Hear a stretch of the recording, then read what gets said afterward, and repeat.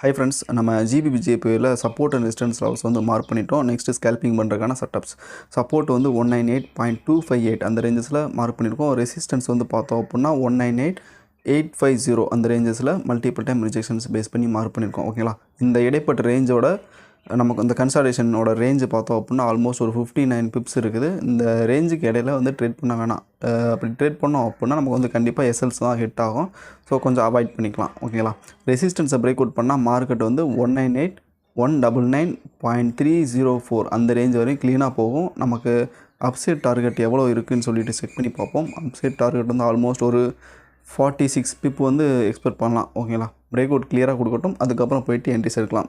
இல்லை நமக்கு வந்து சப்போர்ட்டை பிரேக் அவுட் பண்ணுது அப்படின்னா நமக்கான டார்கெட் வந்து 197.723 அந்த ரேஞ்ச் வரையும் க்ளீனாக போகும். டார்கெட் வந்து எத்தனை பிப்பு இருக்குது அப்படின்னு பார்த்துருவோம். ஆல்மோஸ்ட் ஒரு 51 பிப் வரையும் நமக்கு வந்து ப்ராஃபிட் கொடுக்குறதுக்கான பாசிபிலிட்டிஸ் வந்து அதிகமாக இருக்குது. பிரேக் அவுட்டுக்காக வெயிட் பண்ணுவோம். நல்ல ஒரு ப்ராஃபிட்டை புக் பண்ண முடியும். நெக்ஸ்ட்டு 130க்கு வந்து பார்த்திங்கன்னா நமக்கு வந்து லண்டன் மார்க்கெட் வந்து ஓப்பன் ஆகும். ஓகேங்களா? அந்த லண்டன் மார்க்கெட்டில் நமக்கு வந்து நல்லாவே ஒரு வால்யூம் இருக்கும். அந்த டைமில் நமக்கு எதனா பிரேக் அவுட் இல்லைனா புல் பேக் கொடுத்துச்சுன்னா நம்ம வந்து இந்த என்ட்ரிஸ் வந்து எக்ஸிக்யூட் பண்ணலாம்.